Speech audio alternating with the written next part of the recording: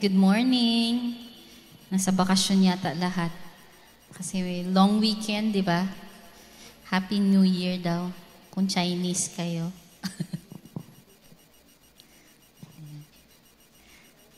Ayan. So, nagagalak po kami na makasama po kayo sa umagang ito. Sana the feeling is mutual. Yan. Sige. Let's all stand po. And can we all open our Bibles sa Psalms 19. Tapos babasahin po natin yung verses 1 to 6. Psalms 19, verses 1 to 6.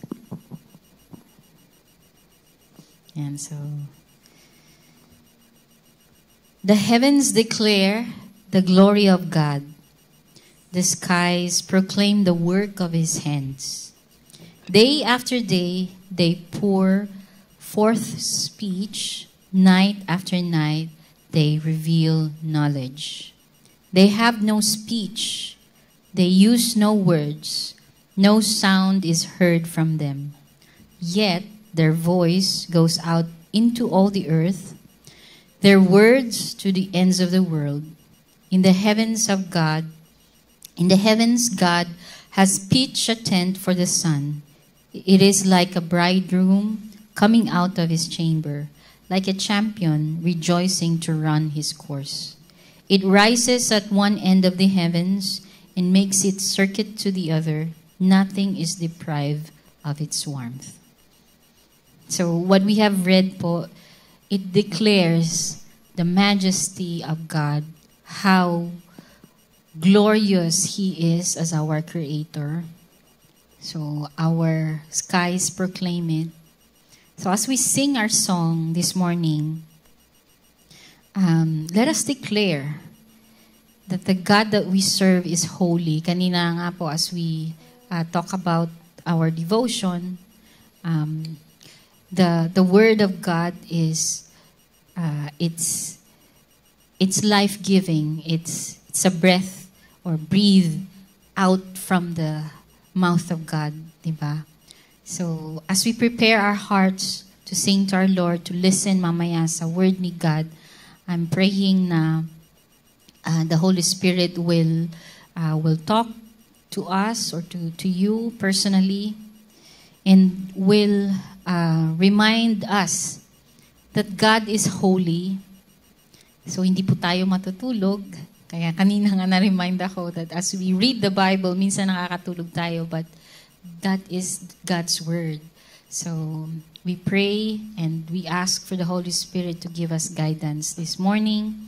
And Father, we want to thank you, Lord God, for this morning, Lord. Maraming salamat that you have given us this place, Lord, to honor you and to be with my brothers and sisters, oh Lord.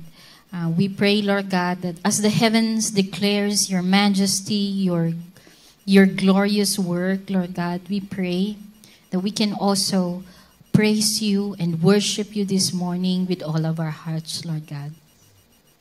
We pray, Holy Spirit, that you will talk to us this morning, oh Lord God. And we pray, Lord God, that we will have a heart, Lord, na will be planted, Lord God, by your word this morning, Lord God, and we can apply it, oh Lord God, in our daily walk. Maraming salamat po, Panginoon. May you be praised and be glorified. In the mighty name of Jesus. Amen. Sige po. Let us greet siguro yung ating pong mga katabi muna. Happy Sunday! Ayan. So, are we all ready to praise the Lord? Amen. So let us sing this song and declare that He is holy and He is with us.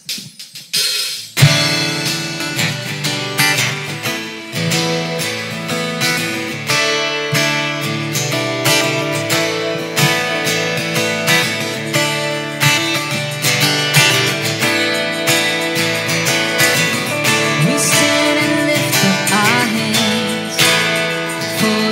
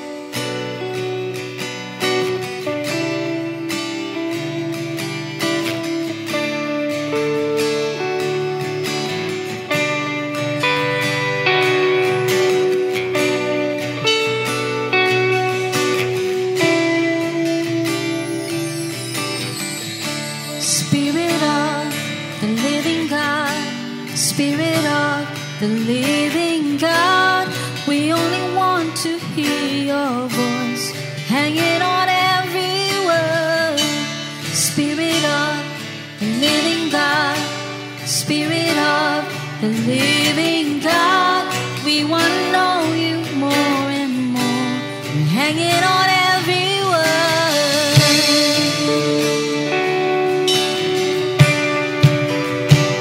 Spirit of the living God,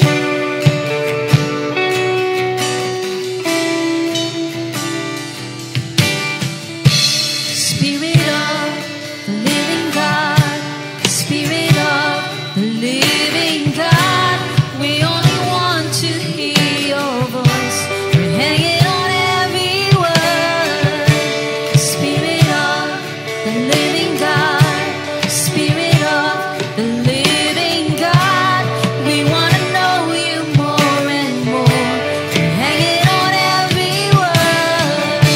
'Cause when you speak and when you move, when you do what only you can do, it changes us, it changes what we see and what we see.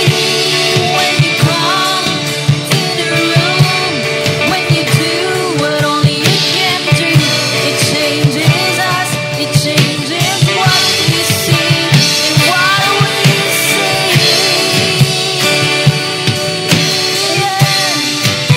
You're changing everything, Lord.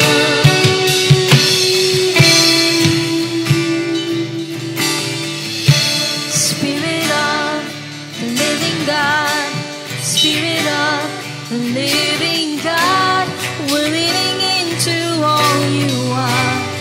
Everything else can wait. Spirit of the living God, Spirit of the living God, come now and breathe upon our hearts. Come now and have your way. 'Cause when you speak, when you move, when you do what only you can do, it changes us, it changes what we see and what we see. When you come in the room, when you do what only you can do, it changes us, it changes what we see and what we see.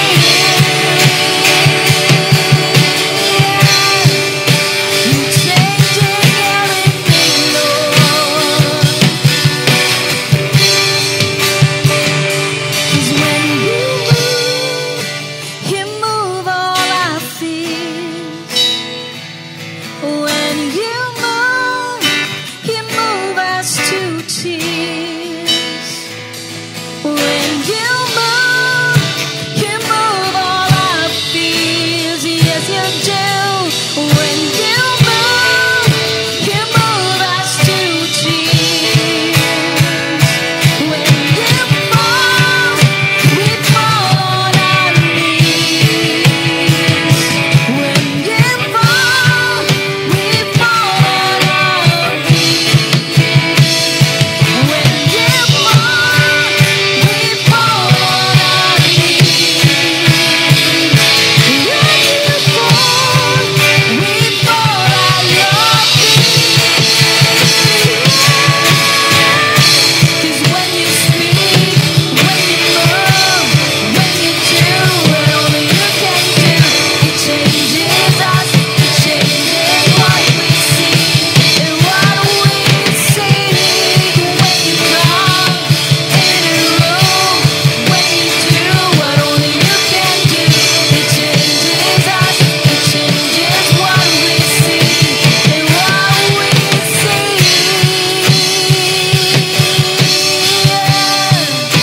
You're changing us, Lord.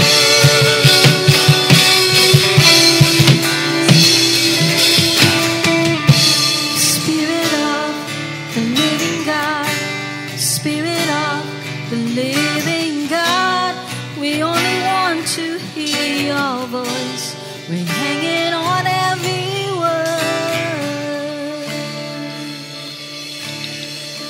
Praise you. Hallelujah.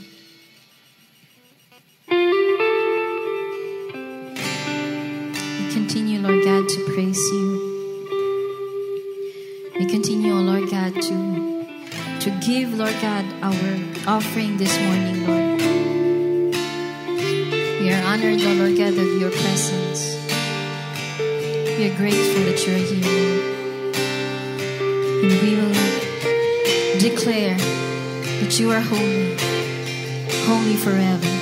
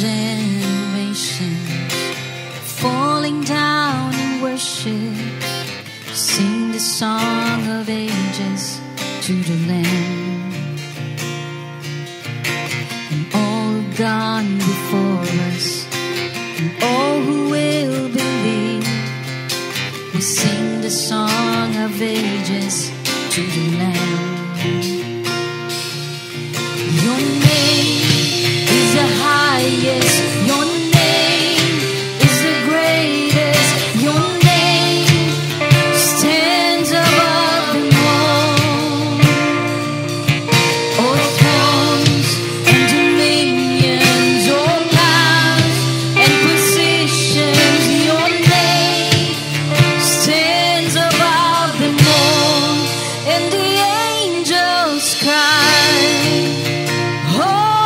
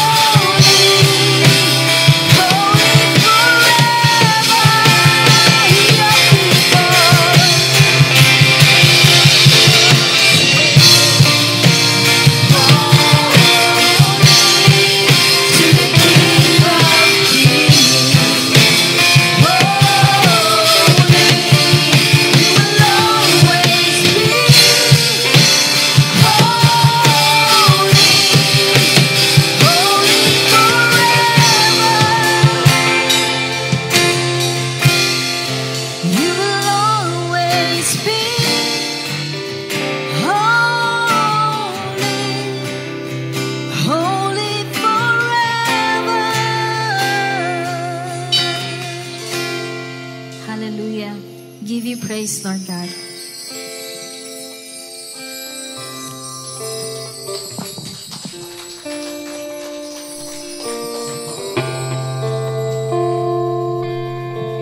Let everything that has breath praise the Lord. You are worthy to be praised, O God. You are holy.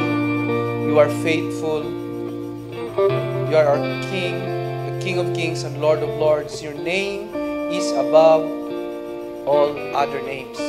Father, today, Lord God, we are here because we want to praise you. We are here, Lord God, because we want to worship you. We offer to you our time. We offer to you our being, Panginoon, yung buong pagkatao namin, Panginoon. Dinadala namin sa harapan niyo, Panginoon, sapagkat alam namin na ikaw ay banal, ikaw ay makapangyarihan, Panginoon, at ikaw ay puno ng pag-ibig. Tinatanggap niyo po kami, Panginoon, despite of the facts, Lord, that kami, Panginoon, ay makasalanan, despite of the time, Panginoon, na sinasaktan ka namin, Lord God. We despise other people, Panginoon. But Lord God, ikaw, Panginoon, ay committed, Panginoon, to love us. Lord God, today, Panginoon, offer to you our hearts, Lord God, so that we will see through your Spirit, Panginoon, makita namin ang iyong biyaya, ang iyong grace, Panginoon, at matransform, Panginoon, ang aming pagkatao, ang aming puso, Panginoon, our perspective, Lord God, so that we become, Panginoon, a kingdom-minded person, Lord God, who has a heart to worship, who has a humble heart, Panginoon, willing to accept, Lord God, your will para sa aming buhay. We believe, Lord, that your will, Panginoon, is pleasing, good, and perfect, Panginoon, para po sa amin, Panginoon. At wala kang ibang tinitingnan sa buhay namin, Panginoon, kundi ang kapakanan namin, Lord, na ang gusto niyo po, Panginoon, is that we will live a life that is eternal. Na ngayon pa lamang ay ma-experience namin yung eternity, Panginoon, sa panahon na ito at sa lugar na ito. So, Holy Spirit, dwell within us. Dwell in this place, Panginoon. Manguna ka, Panginoon, in this place, Lord God. Be dominant. Have your dominion in this service, Panginoon, sa umagang ito, Lord. In the mighty name of Jesus, we pray. Amen and amen. Purihin ang iyong pangalan. Hallelujah! Good morning po, and makaupo na po tayong lahat.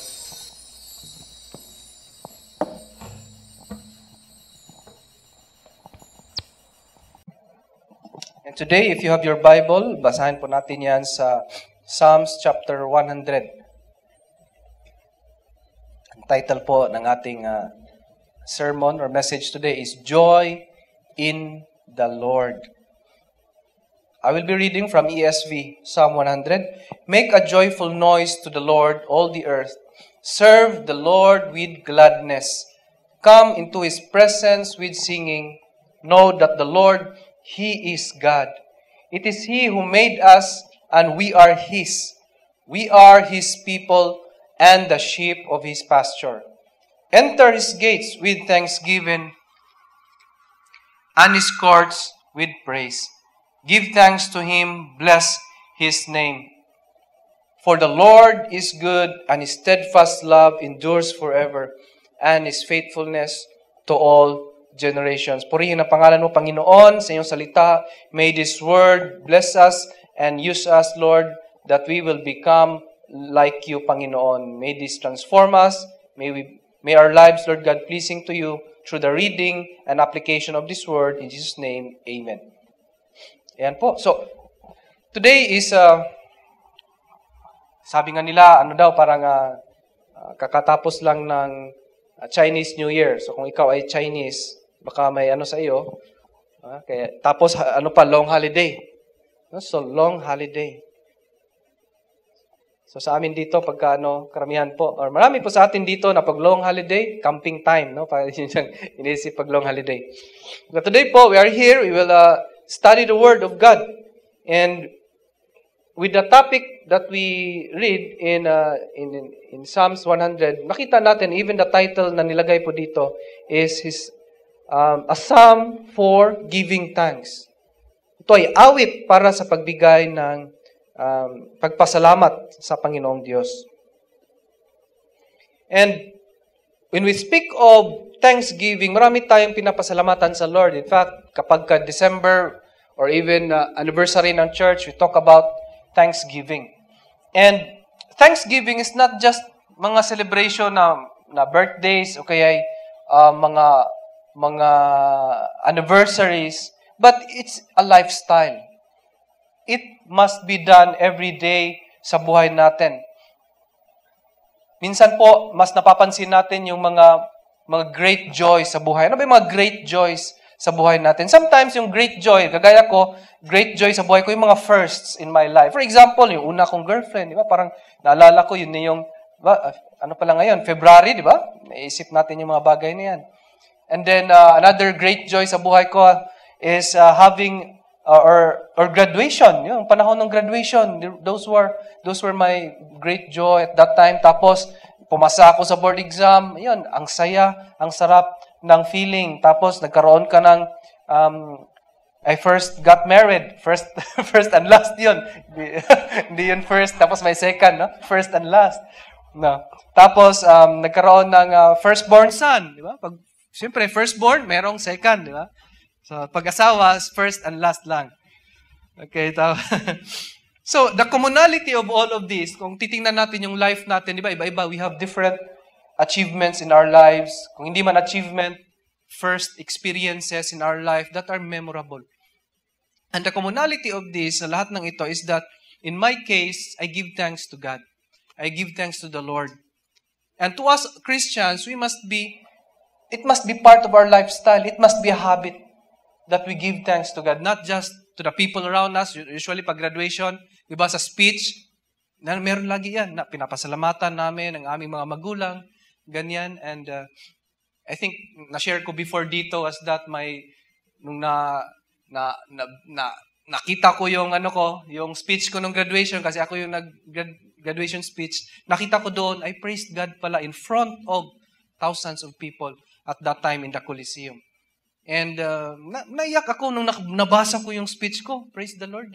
So, I gave thanks to the Lord at that time, and the emotions involved at that time is positive.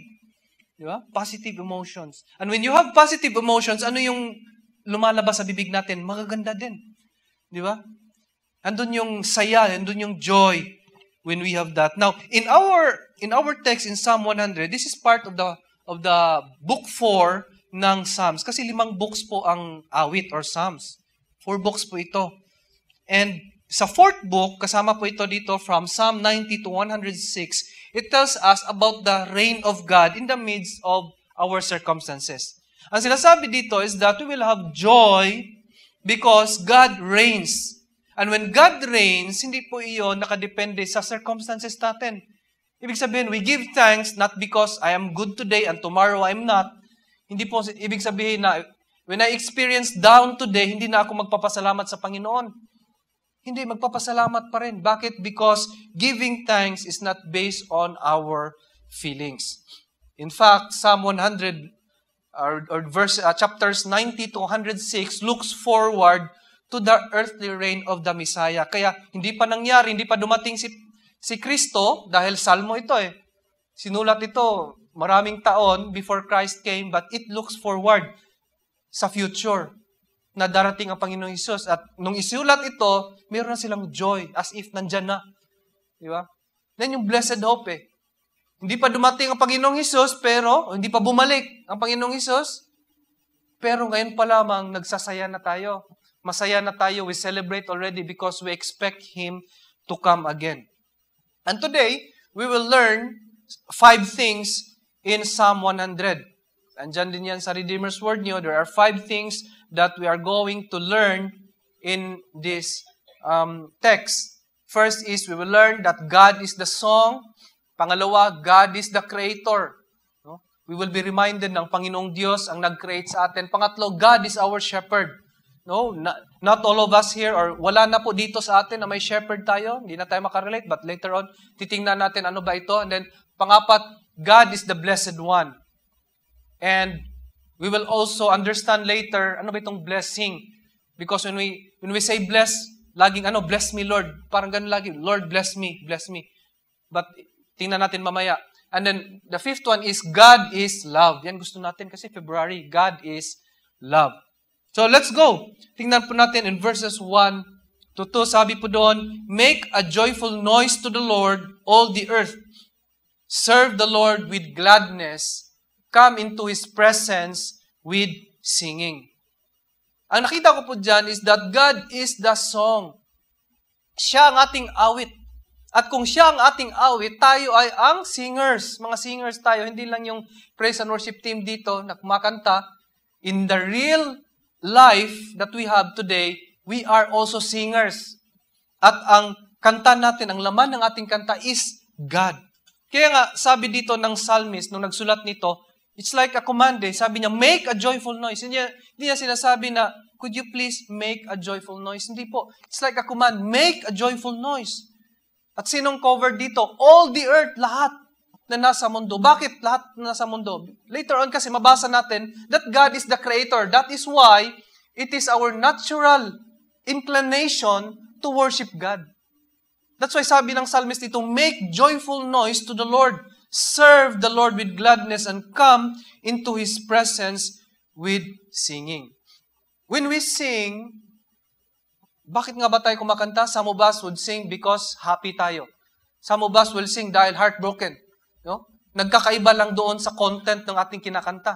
Pag tayo ay masaya, di ba? Mabilis ang rhythm ng kanta. Pag tayo ay masaya, pag tayo naman ay nalulungkot, gusto ba natin ng mabilis na rhythm? Ayaw natin, di ba? Gusto natin yung malumanay, yung nakakaiyak, yung talagang pang heartbroken, yung maisip, maalala mo yung mga utang mo dati, yung mga mga sad songs, di ba? Yun yung gusto nating ninanamnam. At ako nga po, pagka umuwi sa bahay dati, galing school, dahil nagkaroon ng girlfriend, pag uwi ng bahay, narinig ako ng nanay ko na sumisipol. No, mabilis, kasi masaya. Pero pag malungkot naman, iba ang tunog.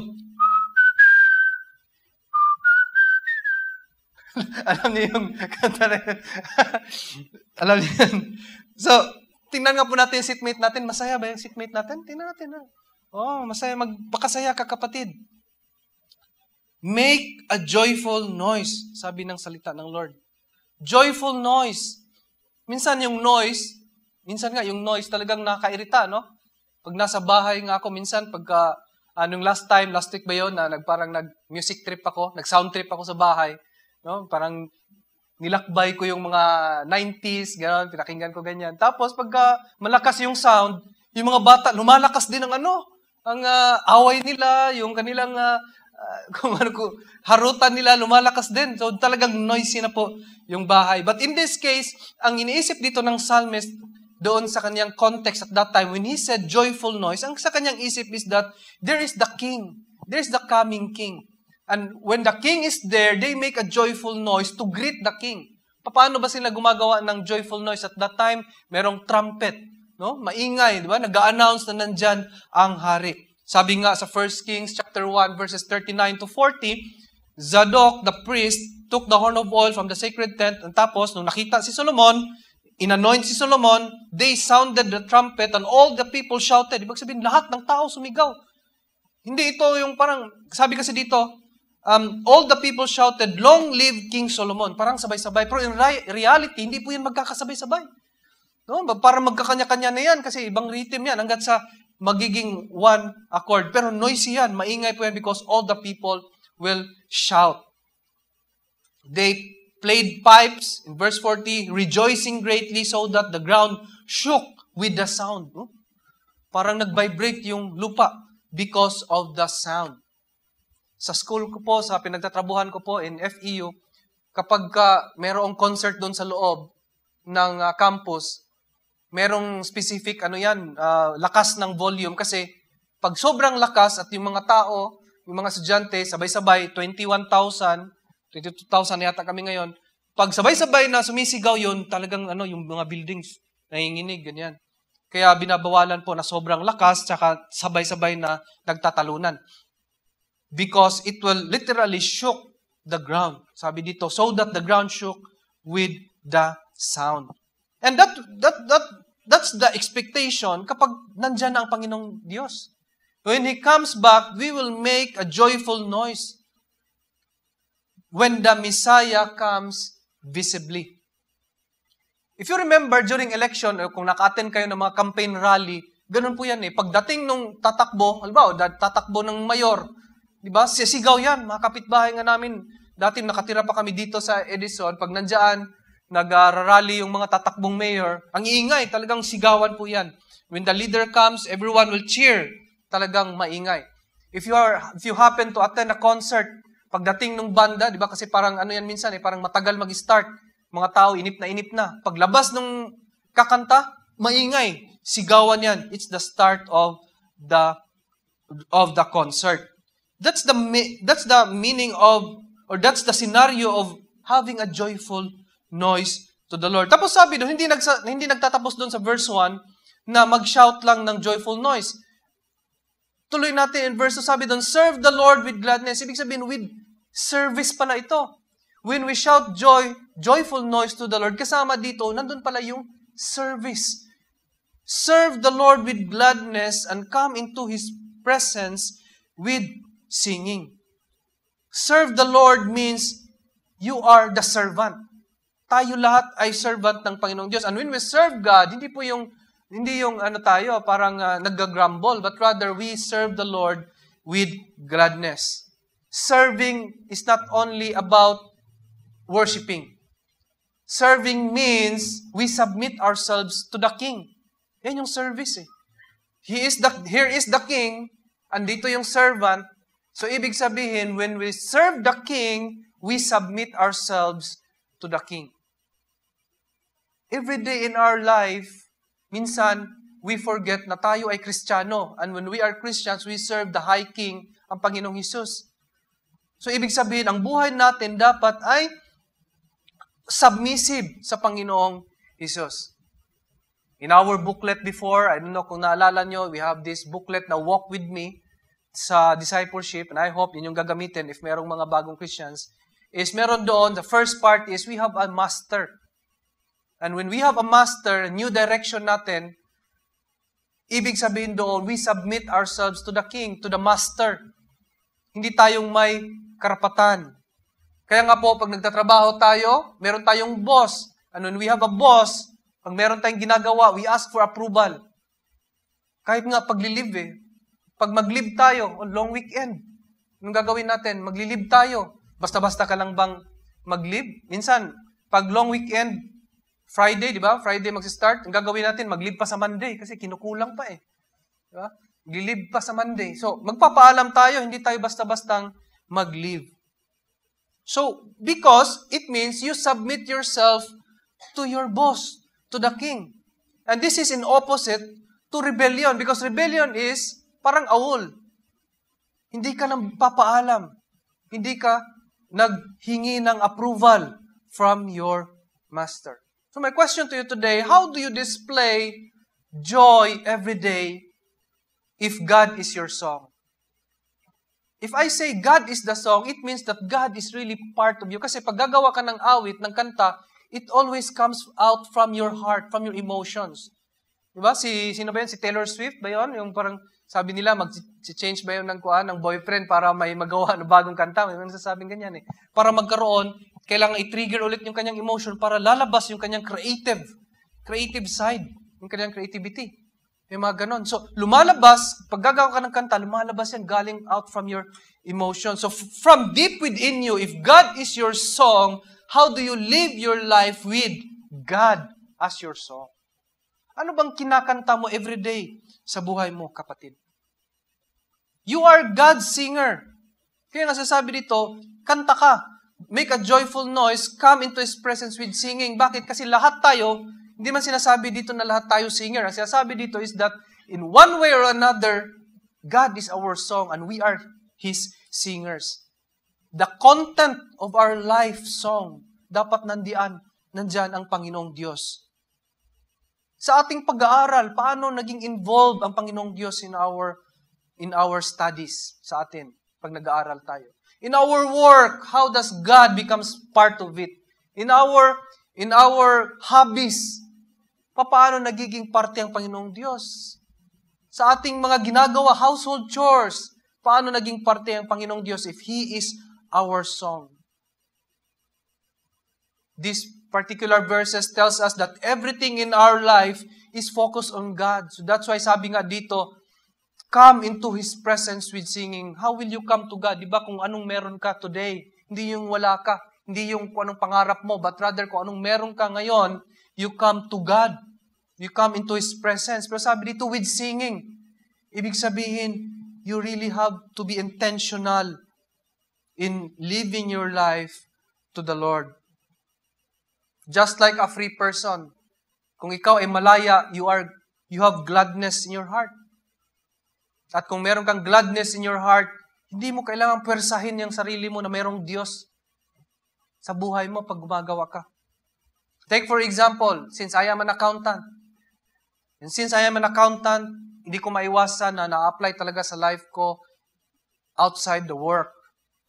Anong ibig ko sabihin? In my usual na, pag nagpapadala ako dati sa Cebu, sa aking mga magulang ng pera, minsan tinatanong ko, saan napupunta? Bakit? Ina-account yun. Di ba? Mga magulang nagagalit pag gano'n. Ba't nga? Inaano mo pa ba yun? Diba? But I'm an accountant and I live my life as an accountant. Parang everyday, na-i-apply ko siya sa aking transactions. Minsan, nililista. Ngayon, andyan po, makikita nyo kung titingnan nyo. Mamaya, kung gusto nyo tingnan nyo aking cellphone, merong notes po yun. Yung mga gastos. Hanggang ngayon, nagagawa ko pa po. Lalo na pag may asawa na accountant din, kailangan ma-reporting. Talagang accountant po ako ngayon. Talagang may reporting din po talaga ako na aking expenses. So, kumbaga, in my life, everywhere I go, kahit dito sa Manila, kung saan man ako magpunta, nandun yung pagka-accountant ko. Hindi nawawala. Part sa akin yun. So, as a Christian, kahit saan ka pupunta, God must be involved in every transaction of our lives. Not only dahil pastor ka, but rather dahil Kristiyano ka, yun ang number one reason. God is your song. And when you sing your songs, hindi mo dapat pipiliin na, gagawa ako. Ano ako ngayon, sa business ko ngayon, hindi ko sasama si Lord. Hindi ko kakantahin si God ngayon. Sa business na to. Gagawin ko muna itong drugs muna bibenta ko. Pag-pray ko muna itong drugs. Na sana ay maging healthy sila. Pagka, heaven. Diba? God, as the song, is a form of thanksgiving through your lifestyle. Pangalawa po, sinasabi din po dyan, in verse 3, first part, sabi doon, know that the Lord, He is God. It is He who made us and we are His. Anong ibig sabihin? That God is the Creator. Walang iba. That's why we come to Him with gladness because He is the Creator. And we are His creation. Tayo ay ginawa tayo ng Panginoong Diyos. In the Hebrew, sabi dun sa Hebrew, Yahweh is Elohim. Meaning, kasi sa translation na to, ang proper name ng Panginoong Diyos, pinalitan ng Lord. So, the Lord, He is God. Sinasabi dito, kino-compare dito ang Panginoong Diyos sa mga nations around Israel. Because the nations around Israel, they worship, maraming gods yung wino-worship nila. But dito, sinasabi, dinideklara dito ng psalmist na ito, that God, Yahweh, He is God. At wala nang iba. Yun ang declaration na sinasabi dito. And not only that, sinasabi doon, know. Alamin. Ano bang know? Know, kilalanin. O kikilatisin. Know that the Lord, He is God. Mahalaga pala ito when we have joy in the Lord. When we know God, when we study the character of God, doon pala natin ma-experience yung joy. Meron pala itong relationship sa joy. Maraming mga questions asking, how can we have joy in the midst of problems? How can we have joy in the midst of depression? How can I have joy when I have nothing? The only answer is, or one of the answer is this, know the Lord. Because He is our Creator. Know Him. Paano natin siya makilala? Not just study the Word of God, but submit to Him. Pag isubmit natin ang ating sarili sa Panginoong Diyos, we will have an experience sa Kanya. That's why sabi nga sa Psalms chapter 34, verse 8, Psalm 34, verse 8, sabi nga po doon, taste and see that the Lord is good. Blessed is the man who takes refuge in Him. Bakit niya sinabi na taste and see that the Lord is good? Tapos dinugtungan ng whoever takes refuge is blessed. Bakit? Because when you take refuge in God, you will experience Him. And when you experience Him, you would be able to have a glimpse of Him through experience. Kaya sabi, you will taste Him and see. And in the end, you will conclude that the Lord is good. Maraming mga atheists nagsasabi, ayaw kong maniwala na may Diyos. Kasi ang dami kong problema. Ito yung experience ko. How can you have a new life? Experience mo muna ang Panginoong Diyos. And in the end, you will be able to conclude that the Lord is good.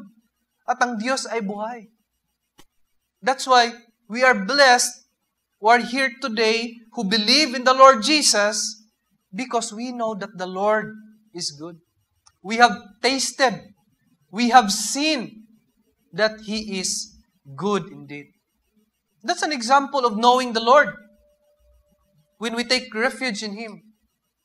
Sige nga, tingnan natin, ano ba yung mga pinanghawakan natin ngayon that are so heavy, mabigat, no? Talagang gusto ko, Lord, na may kasama na ako, ka-date ako ngayong February 14. May mga ganun. Sana, Lord, maalala ng aking asawa, mabilhan ako ng bulaklak.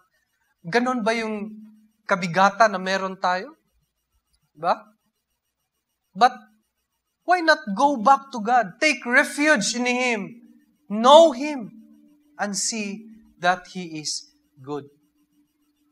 Because by nature, ang Panginoong Diyos, creative. Siya nga nag-create sa atin. Kaya sabi doon, it is He, in verse 3, it is He who made us and we are His. Pagmamay-ari tayo ng Panginoong Diyos. Ginawa niya tayo.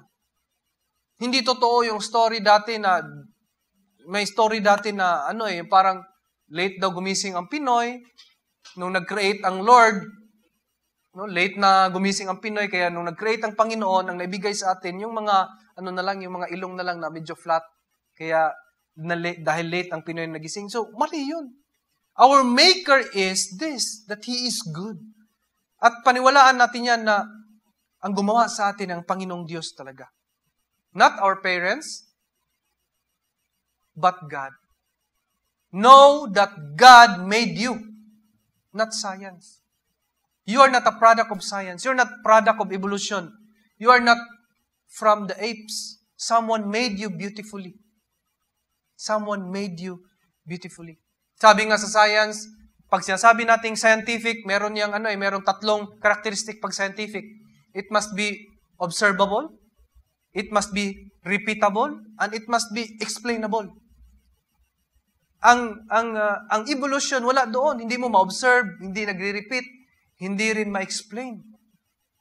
But what can you see here sa ating creation? Makita natin, na-observe natin, ang gaganda ng nagawa ng Panginoong Diyos. Ang ganda ng ng nature, ang ganda ng ating pagkagawa. Yung ating, yung anatomy natin, ang ganda. It means that meron talagang gumawa sa atin an intelligent being. And it is God. Sabi nga sa Psalm 139 verse 14, nasabi po doon ng psalmist, I praise you, God, for I am fearfully and wonderfully made. Wonderful are your works. My soul knows it very well. Sa Tagalog nga, kakilakilabot at kamangha-mangha ang iyong paggawa sa akin, Panginoon. And my soul knows it very well. Knows it. Bakit niya alam na He was made fearfully and wonderfully? Bakit niya alam? Because He took steps to know the Lord.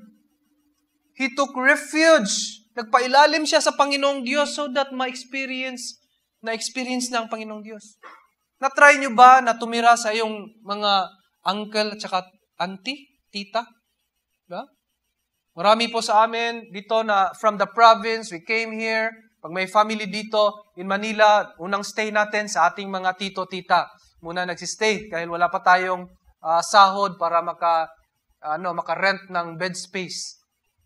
At kadalasan sa aking mga kakilala, napakinggan ko, nalalaman nila yung ugali pala nila ng tito-tita nila doon sa nung nagstay sila sa bahay. Doon lumalabas. Yung aking kapatid nga, sabi niya, yung auntie, yung uncle namin, pag doon ka titira sa kanila, ito yung ganito, ganda yan. Diba? Na-experience natin. Because we stayed in their house. Nalaman natin na ganun pala sila. At ikaw ay hindi nila anak, ikaw ay pamangkin, so hindi ka dapat doon, hindi ka dapat prinsipe doon, no? Gagalaw ka talaga, tutulong ka talaga dahil hindi ka nila anak. At doon natin nakikita ang kanilang mga ugali. Because we took refuge in their house. So that's why tayo po, when we take refuge in the house of God, in the presence of the Lord, we will know Him. Doon natin mas makilala ang Panginoong Diyos. Hindi doon sa simula pa lang. Diba? From the start, may nag-preach sa atin, no?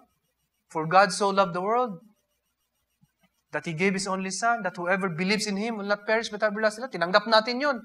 From that moment, hindi pa talaga natin lubusang kilala ang Panginoong Diyos. But when we take refuge in Him, mamuhay tayo with God, He became our song, we sing His song every day, kasama natin siya, Emmanuel.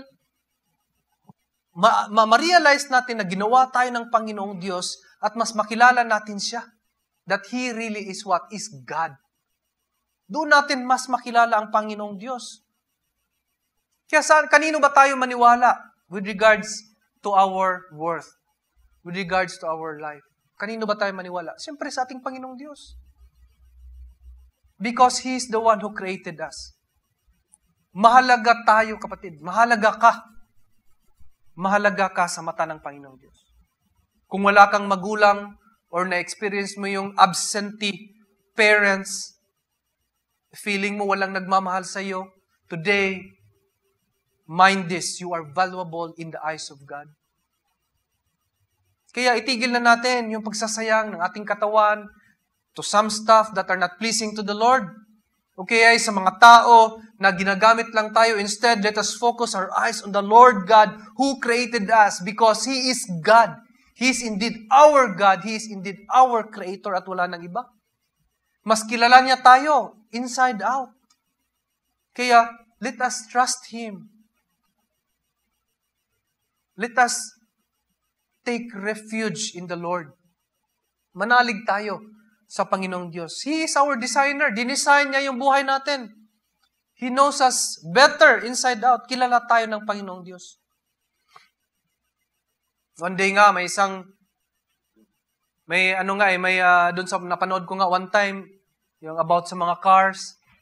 Pagka ibenta mo yung car sa mga salesman, binabarat. No? Binabarat.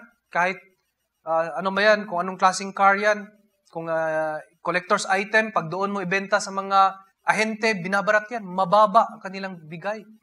Pag doon ka naman sa talyer, maliit din, mababa din ang kanilang value sa car kasi sasabihin nila, may repairs pa kaming gagawin, ayusin pa namin tong car na to, marami pa kaming lilinisin pa namin, papagandahin pa namin, mababa din.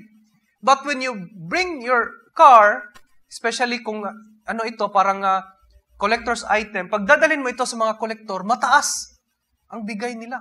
Bakit mataas? Dahil mas kilala nila yung car. Sometimes they would say, collector's item to. Rare to. Mataas ang kanilang bigay ng halaga. Bakit? Mas kilala nila yung car. Mas alam nila yung value. In our life, sino mas nakakilala sa atin? Minsan yung parents natin, hindi nakakilala sa atin yung parents natin. Minsan yung ating asawa, minsan hindi nga nakikita yung value natin. But when we go to God, we take refuge in Him, He knows us. Alam niya tayo. Kilala niya tayo. So that's why we need to live our lives according to the design of God. Thomas Edison, who invented the incandescent light bulb, yung dating bulb na wala na ngayon, yung yellow. At when you use it properly, during that time, nung una itong naimbento, talagang masaya ang mga tao. The first time, nagkaroon ng liwanag na hindi na kailangang sindihan yung mga poste. No, mayroon na, may electricity kasi it brought light to the world. It's the first time na maliwanag ang mundo. Pero when you use it, na hindi mo susundin yung purpose nun, ano ba purpose ng bulb? Para magbigay ng ilaw, di ba? Ng liwanag. Kung hindi mo gagamitin yung purpose nun para sa liwanag, ano bang ibang purpose? O ano bang ibang gamit ng bulb? Sino makahula? Pag ibato mo ito, yung bulb na ito, to someone, di ba? masusugatan. Makakasugat ito sa ibang tao. When you use it beyond what is the main purpose of the object, it will become harmful to that person. It is harmful. It will be destructive. It can injure someone.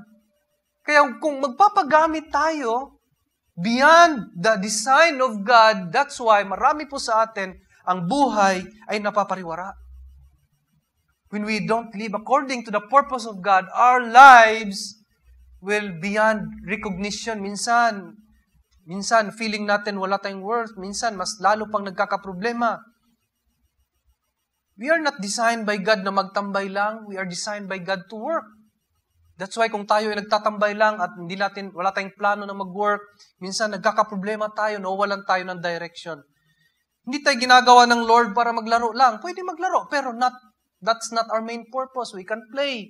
Diba? Pero pag buong buhay natin, puro tayo naglalaro, nagkakaproblema tayo in the end. Nagiging mas malala ang ating buhay. Ayaw kong mag-aral. We're not made by God na hindi mag-acquire ng knowledge. We're made by God to know. Kaya nga tayo sabi ng salita ng Lord dito, know that the Lord. Ibig sabihin, design natin na mag-acquire ng knowledge. Pag hindi tayo mag-aral, ano mangyayari sa atin? Di ba? Magiging masaklap ang ating buhay because we don't live our lives according to the design of God. Kaya sabi dito in verse 3, know that the Lord, He is God. It is He who made us. We are His. So how do we respond? We respond by what? By living our life according to God. By worshiping God. Kaya nga sabi in verses 1 and 2, make a joyful noise because that's part of the design. Serve the Lord with gladness because that's part of the design ng buhay natin. When we live that life according to the purpose of God, we will indeed be joyful. That's joy in the Lord. But if we don't live according to the design of God, our joy will remain in bubbles. Alam mo yung bubbles? Diba? Bubula lang yan. Bakit? Sabon lang. Hanggang sabon ka lang. Hanggang dishwashing paste lang yung joy mo. Diba? Pangatlo, makita din po natin still in verse 3, we are His people. Second part, we are His people and the sheep of His pasture. God is the shepherd and we are His sheep. When we accept Jesus as Lord, we become His people. We become His child. Diba? John 1:12. To all who receive Him, and believe in His name, He gave them the right to become children of God. Meron kang parang anak ka ng Diyos. We are His people. Pag sinasabing we are His people, sabi doon, ibig sabihin, we are under Him. Siya yung ruler. Pag sinasabi kasing we are His people, ibig sabihin, we are His citizen. He is our ruler. He is our king. We are His sheep. Ibig sabihin, He is our shepherd and He is our redeemer. He is our Redeemer. Kaya nga sabi in Acts chapter 20, verse 28, ang sabi po doon, keep watch over yourselves and all the flock of which the Holy Spirit has made you overseers. Be shepherds of the church of God, which He bought with His own blood. Ang shepherds pala in the mind of God is this, He bought them with His own blood. Because shepherds in the ancient times, talagang they sacrifice. They offered their lives for the sake of their sheep. Hindi nila tinatakbuhan. Kaya nga sabi ni David, ang experience ko, sabi niya kay Saul. Sabi ni Saul, kasi may experience ka sa combat, wala. Pero may experience ito. Ang experience ko, kinakalaban ko ang mga leon, ang mga uso. Yun ang sabi ni David. Yun yung experience niya because sinasacrifice niya yung kanyang buhay para sa kanyang mga sheep. So, yung shepherd are redeemers. This is in contrast with the Pharaoh. Sabi sa Ezekiel 29:3, ang sabi po doon, behold, I am against you, Pharaoh, king of Egypt, the great dragon that lies in the midst of his streams, that says, my Nile is my own, I made it for myself. Parang kanya lang. Ay. My Nile, hindi naman kanya yung Nile eh. Nandyan yung Nile River. Pero sabi niya, my Nile is my own. I made it for myself. Ako ang nagmamayari. Akin ito. Akin ganyan. Hindi. We don't own our lives. God is our shepherd. Siyang nagmamayari sa atin. Kaya He's the Creator. Tapos sabi doon, He is also our Shepherd. Mahirapan tayo today na makarelate sa example ng pagiging shepherd because not all of us, or wala nang shepherd dito sa atin eh. Walang sheep. Kahit nga goat, wala. Sa Cavite, siguro banda, may mga ano pa doon, may mga kambing. No? Pero yung kambing kasi, hayaan mo lang yan dyan. Eh. Okay na yan dyan. No? Pag shepherd, pag sheep, may dagdag ka pang additional care sa mga sheep. Hindi mo basta-basta naiwan. Kaya nga, ang sabi sa Ephesians chapter 2, memorize na natin yan, verses 8 to 10, that it is true good, it's not, the salvation is not based on our works. It is a gift of God. Hindi yan gawa ng Panginoong Diyos. Kaya nga, siya shepherd. Yung security ng kanyang sheep ay hindi yung gawa ng mga sheep. May mga ram sa sheep, yung may mga sungay. Kahit may sungay yon, hindi yun kayang depensahan ang buong yung flock. Hindi kaya. Kailangan pa rin ng shepherd. So the security there is our salvation. It's not because of our works, but because of the work of our shepherd. Because we are His, what sabi doon sa verse 9-10, for we are His workmanship, created in Christ Jesus for good works which God prepared beforehand, that we should walk in them. My point here is that since we are the people of God and we are His sheep, then we must depend on God alone. We must depend on Him. We must trust in Him every day. Hindi natin dapat i-entertain yung mga bagay na nagpapadown sa atin. Yung mga problema that brings us down. We will not entertain them because we do not depend on them. Our course of actions the next day should not depend on those problems, but rather we must depend on God. That's why ngayon lalaban ako. That's why gagawa ako ngayon ng paraan because I depend on my God. Hindi yung may problema ako, dito na lang ako, matutulog na lang ako, iinom na lang ako. I depend on these. Anong magagawa doon? Why not stand up? Why don't you go out from your house and do the course of action, the action, because you trust in God, in our God. So let us depend on God sa lahat ng ating areas ng buhay natin. The other week, I listened to a testimony. Sabi ng isang testimony, he was a vocalist sa isang banda in the 90s and early 2000. And because kapag nasa banda ka, diba, may mga maraming gigs, may pera ka, he became a womanizer. Womanizer din siya because nakita din niya sa kanyang tito na sabi niya parang yung definition niya ng alpha male ay talagang pag alpha male, madaming babae, no? Parang leon, yung mga yung lion's pride, isang lalaki, tapos maraming mga lioness yan, di ba? So parang alpha male. So yun yung concept niya. So he had many relationships. Even though nag-asawa na siya, tuloy-tuloy pa rin yung kanyang pagiging womanizer. He was caught many times. But when he met the Lord one time, naimbitahan siya.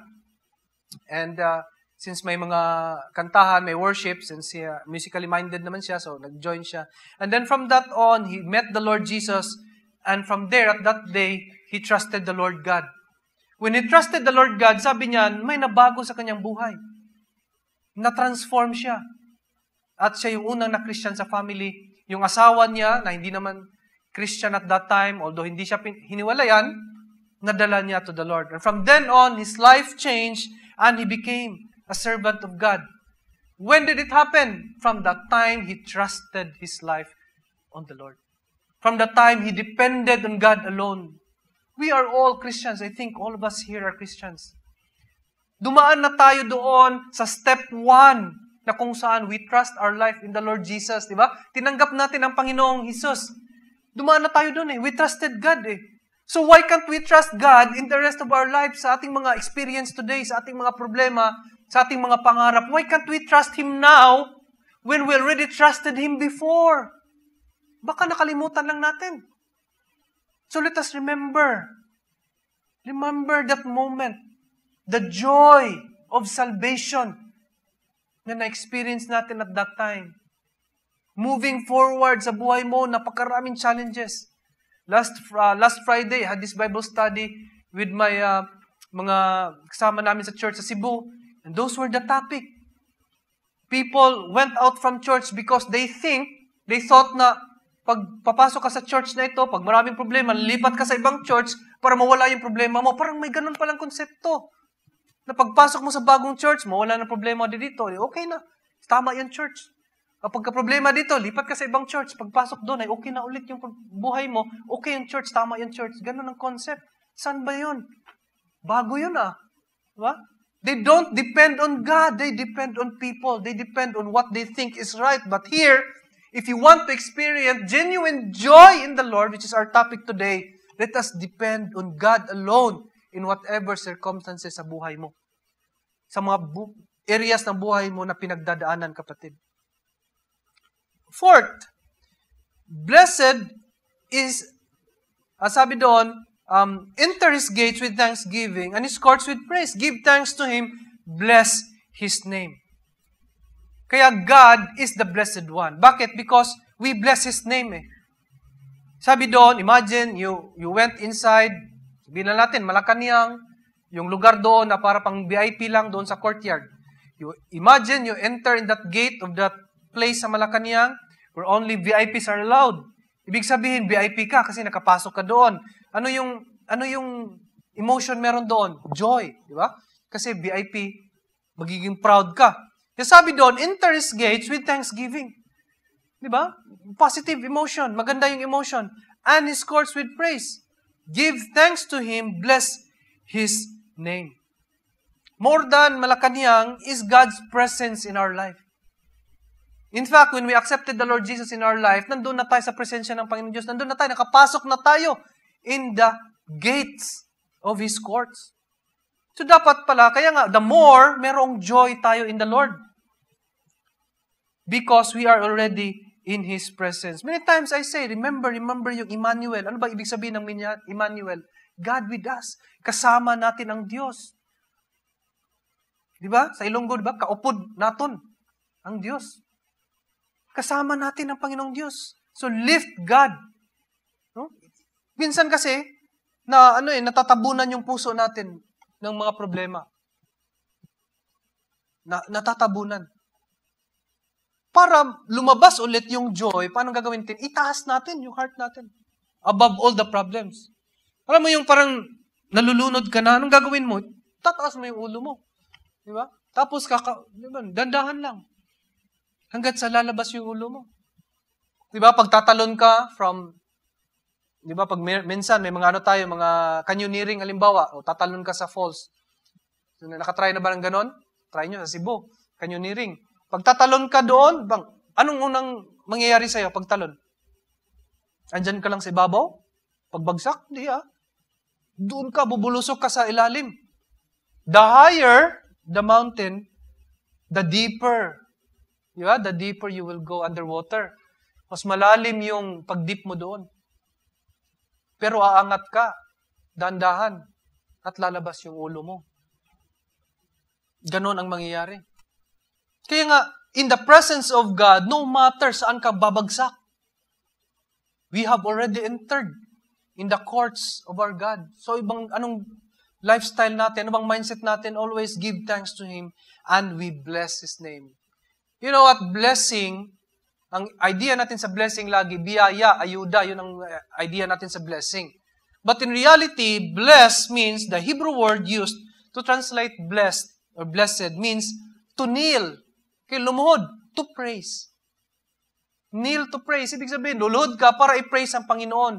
Andun yung respeto mo sa Lord, yung reverence mo sa Lord. Ibig sabihin, you made yourself low because your King is there. At the same time, you praise Him. That's blessing His name. Yun pala ang bless. No? He is high. Mataas ang Panginoong Diyos. So that's why when we wake up every day, ano ba yung una pumapasok sa ating isipan? When we bless His name. When we bless His name, pwedeng literally you kneel to the Lord and pray. That's why every morning, yan ang in-encourage natin, we pray to the Lord. We bless His name. We lift His name up. When we wake up in the morning, We praise Him. We glorify Him, giving thanks for whatever we had. And hoping for the better during the day. Minsan kasi, pag gising natin sa umaga, anong petsa ngayon? February 14 na naman. Oh, when you wake up, wala akong ngayon, girlfriend, walang boyfriend. Parang nalulungkot. Walang. Paggising ko sa umaga, pagtingin sa tabi, wala yung flowers ni husband. Diba? Parang ganon, nalulungkot. Why not thank God for the love from your parents? Why not thank God for the love from your spouse? Why not thank God for the love of the people around you who are concerned and for the people who love you? And most especially, kung wala mang taong nagmamahal sa atin, God loves you. Thank Him. Yan yung love na nanggaling sa Lord. Kaya nga pagdating in verse 5, sabi doon, the Lord is good. His steadfast love endures forever, and His faithfulness to all generation. For the Lord is good, His steadfast love endures forever, and His faithfulness to all generations. Ibig sabihin, God is love. Totoo talaga yan. God is love. And since God is love, we are His loved ones. Because this text from verses 1 to 5 does not talk only patungkol kay Lord. Sinasabi din dito na mayroon palang mga tao who are His people. There are people here. Kaya sabi dito, we are His people. So meron siyang object of His love. So the Lord is good. May object din ng Panginoong Diyos of His goodness. Tayo yun. His steadfast love endures forever. His faithfulness, faithful ang Panginoong Diyos. At meron siyang object ng kanyang faithfulness na tayo din. Walang iba talagang nakaka-benefit, no? Sa lahat ng ito. And people keep on rejecting God. Reject ko si Lord. Di ko kailangan si Lord. Di ko kailangan ng forgiveness. Di ko kailangan ng kanyang love. Hindi ko kailangan ng kanyang mercy, faithfulness. When in fact, lahat ng karakter ng Panginoong Diyos, tayo ang nakaka-benefit. It's for us. For the Lord is good. Amen. He is indeed good. His goodness alone should motivate us to praise Him. That's why, even if you walk through the valley of the shadow of death, you will fear no evil. At the same time, your heart is joyful. Bakit? Because His goodness alone should motivate us to praise God. Sometimes nga, in the problems that I had in the past, yung wala ka nang makitang motivation, pag kakausapin mo yung magulang mo, ibang problema ang dinadagdag. Diba? Hindi ka nang mamotivate. Pag kausapin mo naman yung kaibigan mo, may sariling problema siya. Imbis na makipag-usap ako para mamotivate ako, nag-share din ng problema. Diba? Tatakbo naman ako dito sa ibang lugar, sa opisina. Kausapin ko yung mga kasama ko sa opisina, problema naman ng mga taong pinag-uusapan. Pupunta ako, wala talagang motivation. But when I look at the goodness of the Lord, it's enough to motivate us to praise Him, to motivate us to continue to serve Him, to motivate us to pray and to trust Him. And not only that, sabi doon, for the Lord is good. Again, reminder, Lord here is supposed to be the proper name of God, which is Yahweh. So walang ibang Lord ditong pinag-usapan. In the context, it is God. No? God, the God of Israel and our God. The Lord is good. Bakit siya good? Because His steadfast love endures forever. Walang katapusan ang kanyang love. It endures. Kahit maraming balakid. Kahit pinatay si Abel, nag-endure yung love ng Panginoon. Diba? Dalawa yung anak ni Adan at saka ni Eva. Si Abel at saka si Cain. Namatay si Abel. Isipin natin, dito na lang yung salvation, dadaan kay Cain kasi walang choice. Hindi. The love of God endures. Anong nangyari? May pangatlong anak, si Seth. O, di ba? Doon dumaan. So, yun ang plano ng Panginoong Diyos. Ganon ang love ng Panginoong Diyos sa atin. Kahit ilang beses mo harangan, ganyan, darating pa rin, mangyayari pa rin yung gusto ng Lord sa ating buhay. Kaya nga, I always encourage yung mga nakakausap ko na, sige lang, may problema ka ngayon. Pero God's plan will always accomplish He will always accomplish His plan sa buhay mo. Kaya kahit anong balakid yan, harang ng harang, problema number 1, problema 2, 3, 4, 5, level 1, level 2, level 3, 4, 5, God will still accomplish what He has for your life. Because He is good. Meaning, dito, His love is not based on our ability to love back. Hindi yun eh. Hindi niya tinitingnan yung ability natin to love back. Hindi niya tinitingnan yung ability natin to love others. Hindi niya tinitingnan yung ability natin to worship Him, to give back to Him. Magkano ba yan? Hindi yan tinitingnan ng Lord. But it is really His character, His nature, na hindi magbago, that He is really love. And His kindness, His mercy ay nandoon through the failures and sins of His people. Makita natin yan in the Old Testament. When you read all the books in the Old Testament, the ups and downs, even in the book of Judges alone, makita natin yung sins and failures of the nations of Israel. Ganon.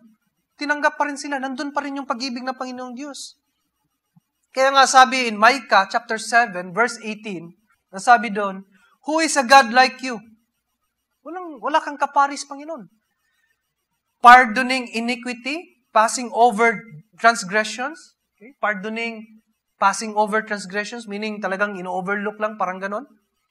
For the remnant of His inheritance, He does not retain His anger forever because He delights in steadfast love. Hindi niya tuloy-tuloy yung wrath. He pardons. He pass over transgressions. Yan, sa NIV, sabi nga dyan, He pardons sins. He forgives the transgressions. He does not stay angry forever. But He delights to show mercy.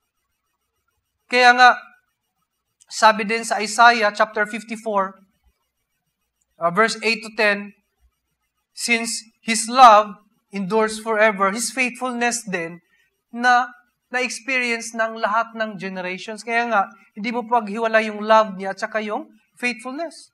His faithfulness to all generations. God's love and faithfulness is this.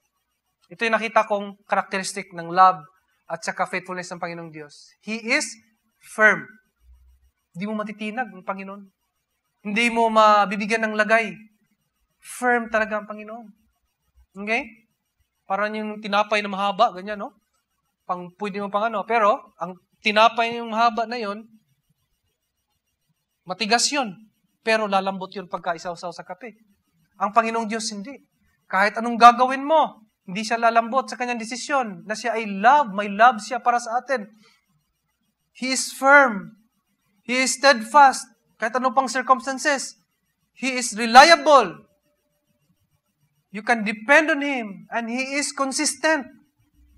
Consistent ang Panginoong Diyos. All generations. Walang tigil. Kaya nga in Deuteronomy chapter 7 verse 9, sabi noon, Deuteronomy chapter 7 verse 9, from NIV, sabi doon, know therefore, okay, know ulit, no? Therefore that the Lord your God is God. Inulit yung verse 3 dito sa ating Psalm 103. He is the faithful God, keeping His covenant of love to 1,000 generations of those who love Him and keep His commandments. He will keep His commandments. Bakit kaya He will keep His commandments? Because He is committed. Ang Panginoong Diyos ang inventor ng word na commitment. Nagko-commit siya. Ano ba ang commitment?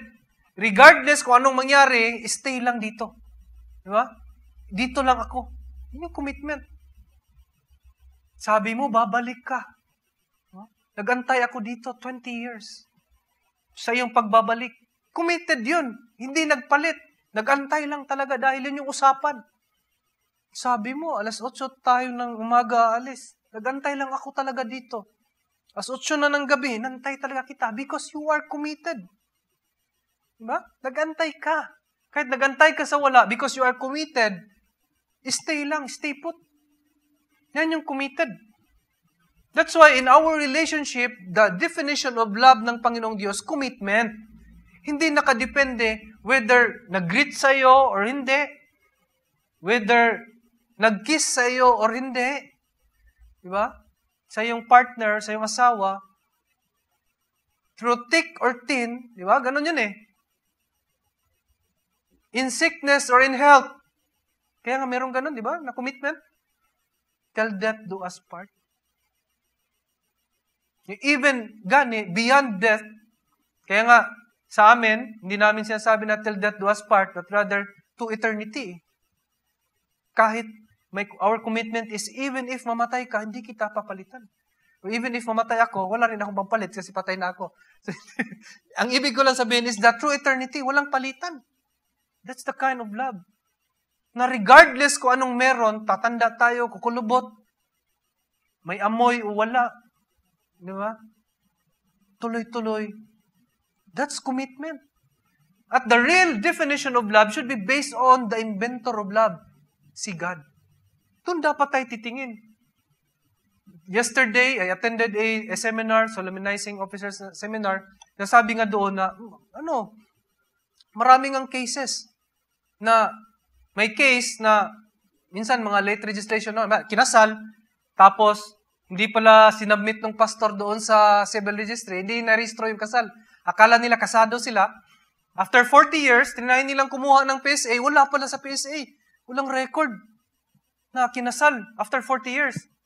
So sabi doon nung case na yon, sabi nung speaker, so after nung 40 years, ang tanong, pwede pa bang marehistro? Pwede.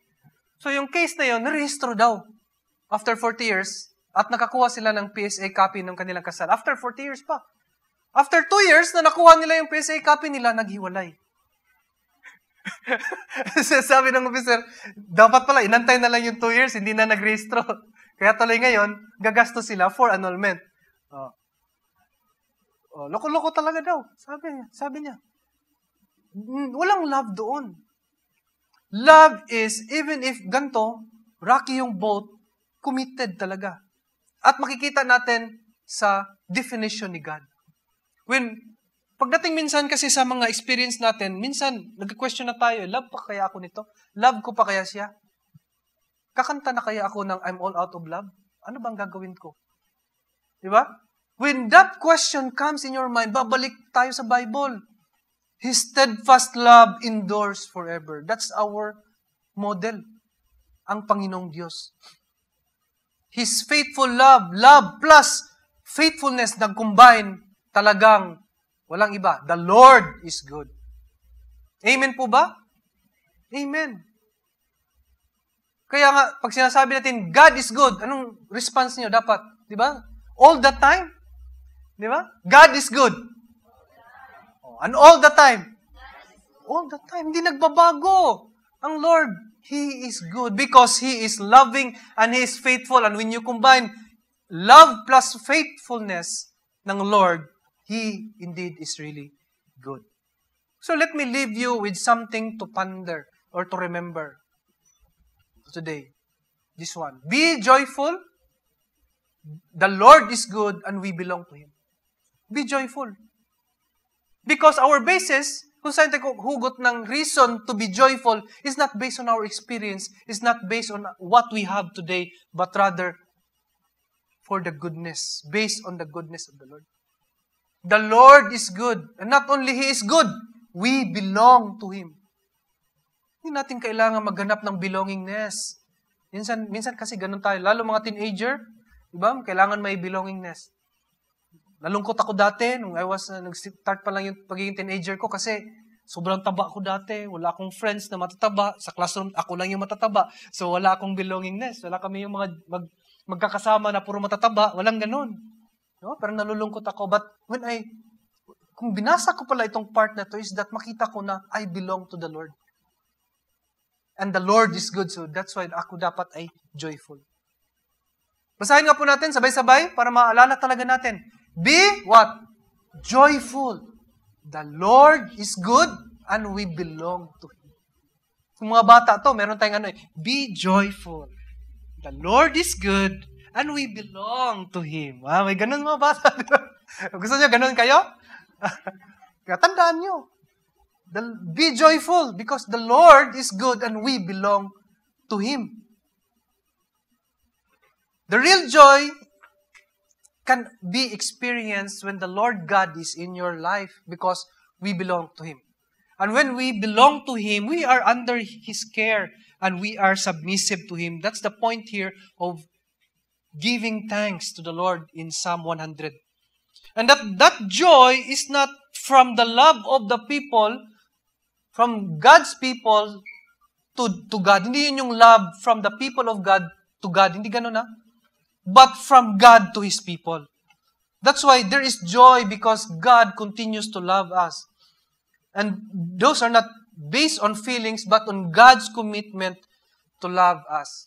Sabi ng isang professor sa theology, sabi niya, joy is the flag that flies over the castle of your heart when the king is on the throne. Ano ibig sabihin?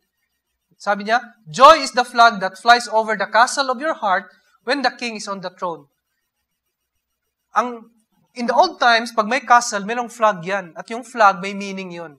Diba? Depende kung Game of Thrones, sino nakaalala, diba? Pag may lion, ibang ibig sabihin. Alam na natin kung sino yung nandyan sa loob ng castle, diba? Kung yung nakita doon, unggoy, alam mo, si King Elijah, kasi medyo unggoy yan daming buhok Yan yung nandyan, yan yung naghari dyan.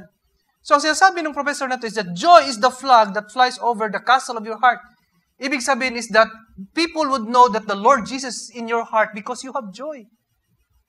The castle of your heart wherein the Lord Jesus is inside can be seen by people around, can be experienced by the people around you. What? Because of joy.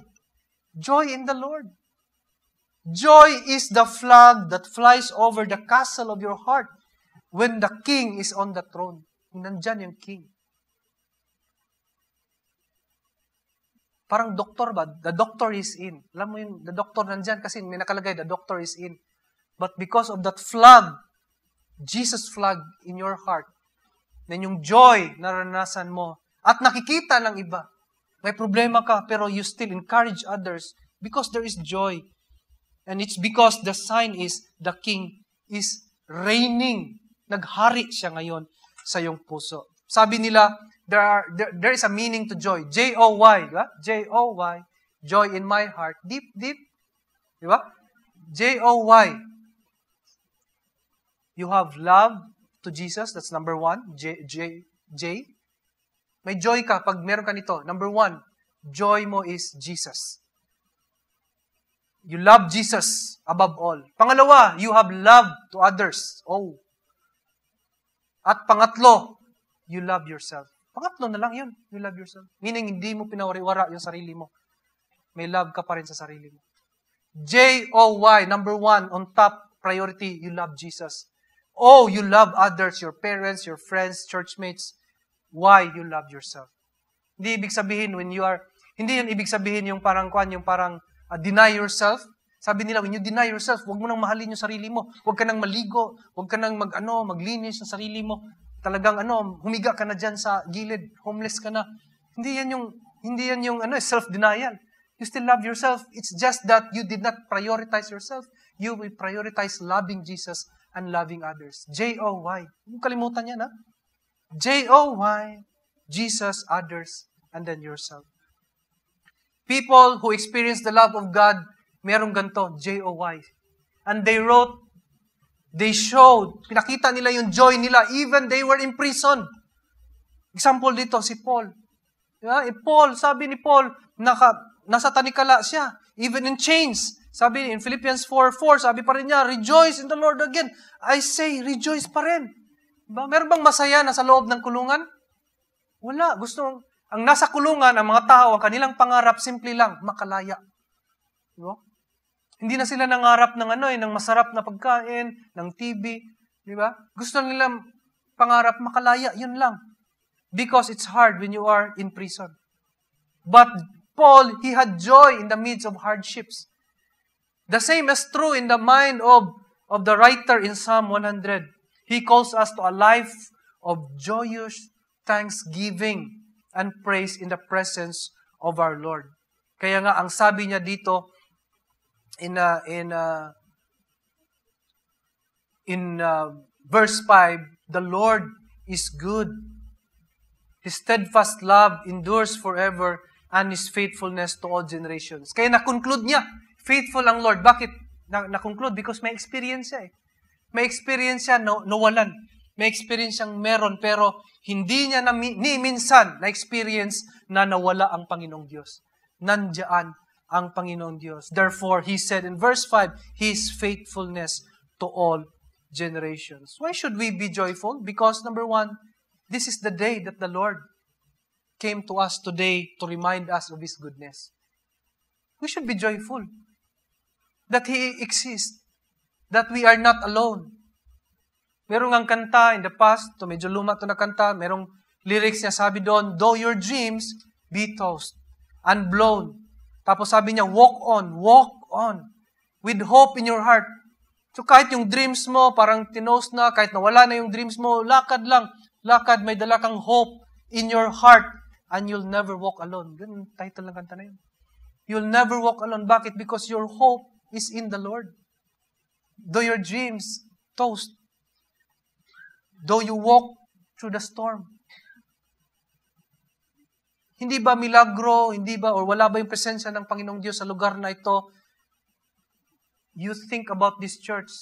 The Lord has sustained this church through thick and thin. The Lord has provided this place. This is, maybe some of you, this is where you know the Lord.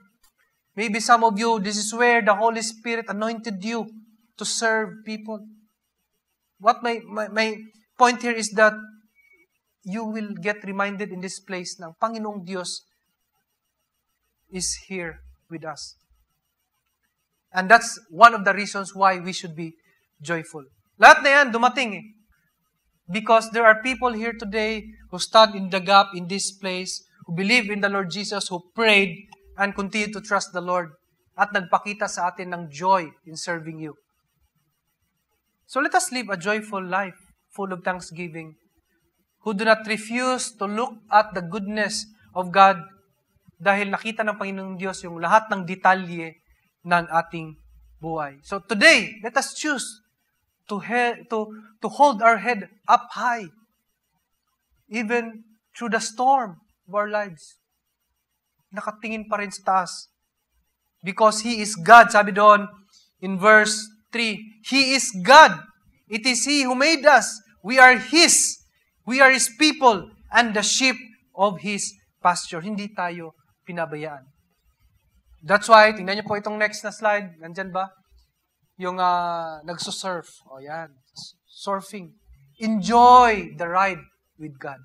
Surfing is not easy. Matutumba ka, mapailalim ka sa alon. Hindi easy. Pero when you have the surfboard, walang problema. You enjoy the ride. He is God. Hindi tayo papabayaan. Enjoy the ride with God. So that's why have joy in the Lord. May I request you to close your eyes, meditate on this. Sino ba ang Panginoong Diyos? At sino ka, kapatid? Close your eyes, meditate. Who is God? And who are you? Does God deserve all the praise and thanksgiving sa buhay mo? What is your reason for not trusting the Lord?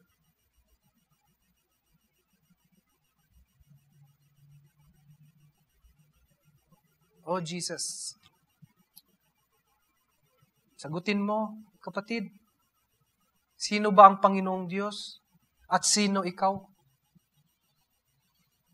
Karapat-dapat bang purihin ng Panginoon at pasalamatan sa buhay mo? Ano ba ang reason? Meron bang reason, kahit isa, that He is not worthy to be praised? Lord Jesus, I pray and lift up to you my brothers and sisters today.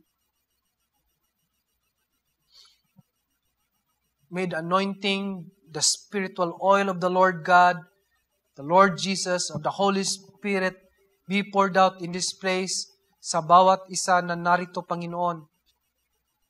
May they be reminded all the days of their lives to have joy anchored on the Lord. I pray, O God, that you will reign above each and every emotions na meron kami. I pray that you will reign, that your flag is there above every mind and hearts today. In every lifestyle na meron kami, Panginoon. May we commit our lives to worship you. May we commit our lives to be joyful in the Lord. May we commit our lives, Panginoon, to accept you as our Lord and Savior. So today, O God, I thank you for this reminder. And I pray, O God, that as you change our hearts and as you change our mind, Panginoon, I pray, O Lord, I pray that we will not go back to where we come from, where we came from. I pray that we will not go back to the past that we had when we were not trusting you, when we were king of ourselves, when we trust ourselves all the more, when we love ourselves more than you. I pray that we will not go back there, Panginoon, but rather we will move forward to commit our lives unto you. So today, Panginoon, I offer to you these people, your people. We offer our lives unto you, Panginoon. You know us. You see us inside out. Alam niyo po, Panginoon, yung mga tinatago namin, whatever we hide, Lord, you know them. Whatever inside our hearts today, you know them. Hindi namin mabanggit, but you know them, Lord. Help us to repent. Forgive us. Help us, Lord, that we become free from guilt and move forward with the joy that comes from you alone. So today, Lord, we just want to thank you and glorify you. In the name of our Father, Lord, through our Lord Jesus, amen and amen. Good morning po, and God bless everyone.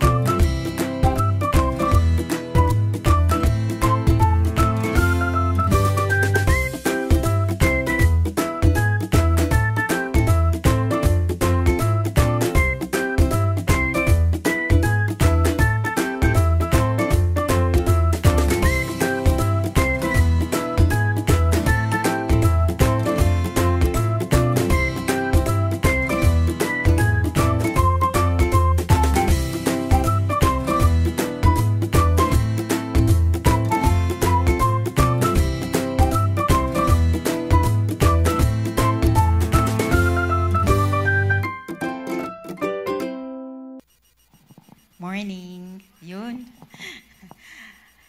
Let's collect our tithes and offering po. As you've seen naman po, yung ating announcement po kanina, quick reminder na lang po to everyone na every Wednesday po, meron po tayong lakbay pananampalataya, and then meron po after that po, meron po tayong prayer meeting every Wednesday. And of course, kung sino pa po yung wala pa pong 3G, meron po tayong 3G, you can approach Pastor Elijah po sa ating, kung sino pa po ang gustong mag-join sa ating 3G. Anyone po na may first timer?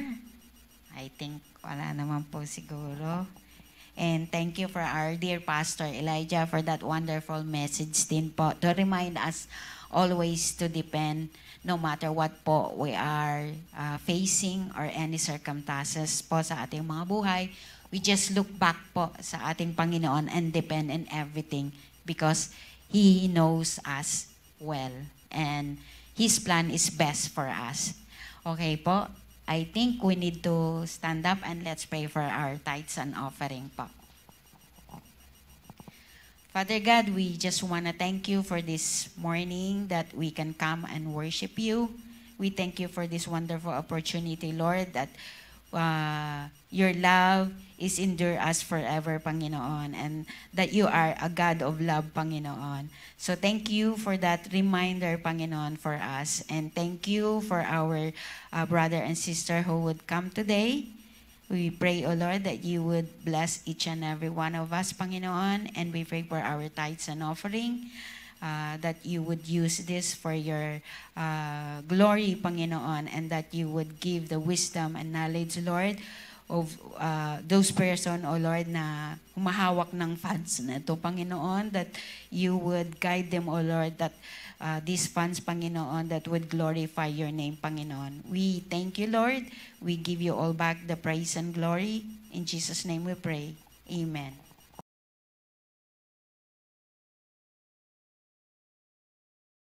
Pili po tayo nakatayo. This week, sabi nila, Love Week. Just focus doon sa love ng Lord. Reminder lang po na whatever dates na papasukin natin, date with our family, date with loved ones, whoever ka-date natin, let us always anchor our love, definition of love, with the love of God. So may the love of the Father, the grace of the Lord Jesus, and the fellowship of the Holy Spirit be with you all. Go and be a blessing to everyone. See you po next week. God bless. And God is good all the time. God is good. Amen. Sige, let's sing this song, Holy is the Lord.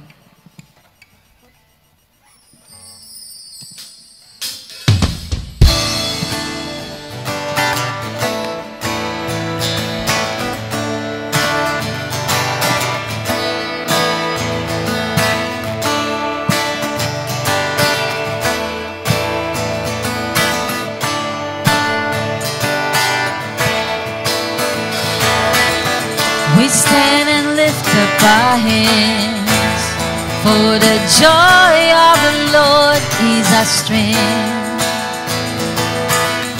We bow down and worship Him now. How great, how awesome is He, and together we sing. Holy is the Lord, God Almighty. The earth is filled with His glory, and holy is the Lord, God Almighty. The earth is filled with His glory. The earth is filled with His glory. We stand and lift up our hands for the joy